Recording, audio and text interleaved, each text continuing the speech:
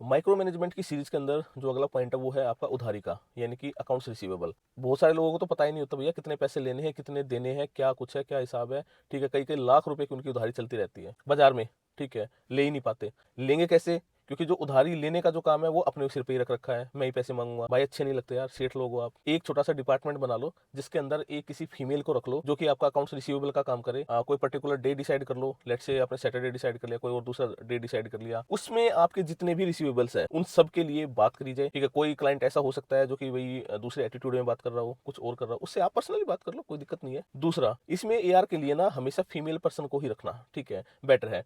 एक तो क्या होता है, फीमेल की जो वॉइस है वो सॉफ्ट होती है। दूसरा, जो सामने वाली पर जो पार्टी है वो भी थोड़ा गलत बोलने से थोड़ा हिचकता है। ठीक है।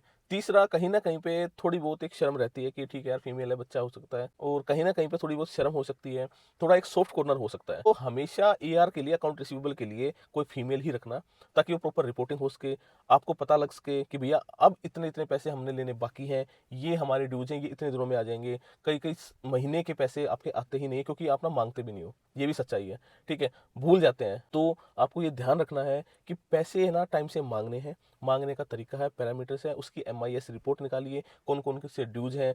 अगर कोई ऐसा क्लाइंट है जिसने एक लंबे टाइम पीरियड तक आपके पैसे को होल्ड कर रखा है, कुछ सोचो भैया फ्यूचर में उससे काम करना है या नहीं करना है, क्या टर्म्स और कंडीशन आपको रखनी है। कि अगर आप इस तरीके की रिपोर्टिंग नहीं रखोगे तो सबको एक तरीके से ट्रीट करोगे यार। ठीक है, वो गलत है। और जो क्लाइंट आपके पैसे नहीं दे रहा, लेट कर रहा है, इंटेंशनली लेट कर रहा है, ये ध्यान रखना, पता लग जाता है। अगर नहीं लगता तो आप पता करो, ठीक है, और उससे पैसे की रिकवरी करो, तो बहुत कुछ अच्छा, शायद मेरे हिसाब से आपका फंड फ्लो या कैश फ्लो जो भी है वो अच्छा हो जाएगा। ठीक है, नहीं तो भैया बैंकों का पैसा ले लेकर परेशान हो जाओगे, उन्हीं का पैसा उतारते रहोगे। ठीक है, तो एआर को अपना स्ट्रॉन्ग करो, बहुत बढ़िया एआर करो। वीडियो पसंद आई हो तो आगे शेयर करो, और इन रूल्स को फॉलो करोगे तो ठीक है, नहीं तो चल ही रहा है सेठ जी।